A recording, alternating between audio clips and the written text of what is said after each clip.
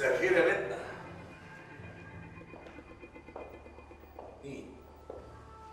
لقاء هانم سليلة الحسب والنسب في بيتنا وانا ما عنديش خبر. مساء الخير يا سعادة الباشا. عبد المنعم، انت رايق وانا مش فاضيه لهزارك.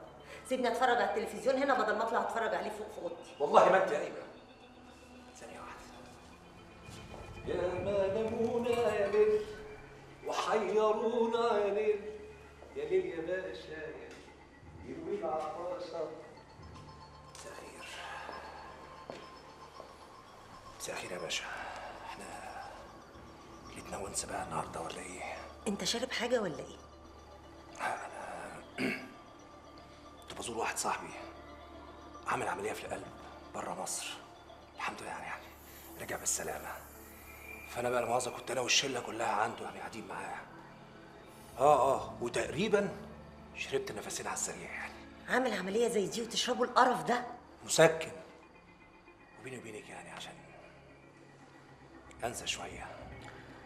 وعايز تنسى ايه بقى يا عبد المنعم؟ والله ما انا فاكر. بيني وبينك بس انا نسيت حاجات كتير قوي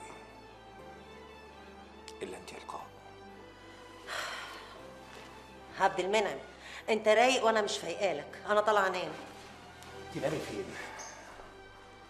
انت مش هتطلعي تنامي، انت هتقفي تسمعيني. سيب ايدي يا عبد المنعم. تسيبي ايدك ليه؟ ده انا خلاص قربت انسى ان انا متجوز. بقول لك سيب ايدي. هو في ايه بالظبط؟ انت بصالي من فوق ليه؟ ما تنزلي تقعدي معانا تحت، يمكن هوا تحت يعجبك احسن من الخنقه اللي انت عايشه فيها دي. عمرنا ما هنتقابل يا عبد المنعم، لان الفرق بيننا كبير وكل يوم عمال يكبر اكتر واكتر. لا والله. ولما جينا نتجوز ما شفتيش الفرق ده؟ ايه؟ كان نظرك ضعيف ساعتها؟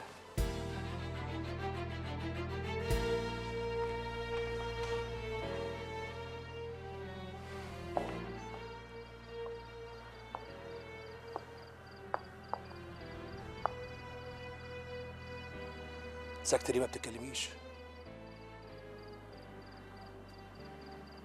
لازم تريحيني وتقولي أي حاجة. ما أنا لازم أفهم إحنا إيه اللي وصلنا لحد كده. فين اللقاء اللي أنا حبيتها؟ وديتيها فين؟ خبيتيها ليه؟ أنا حاولت كتير إني أقربك مني لكن مفيش فايدة. أنت زي ما أنت ما بتتغيرش. طريقة أكلك هي طريقة كلامك هي حتى أصحابك هم.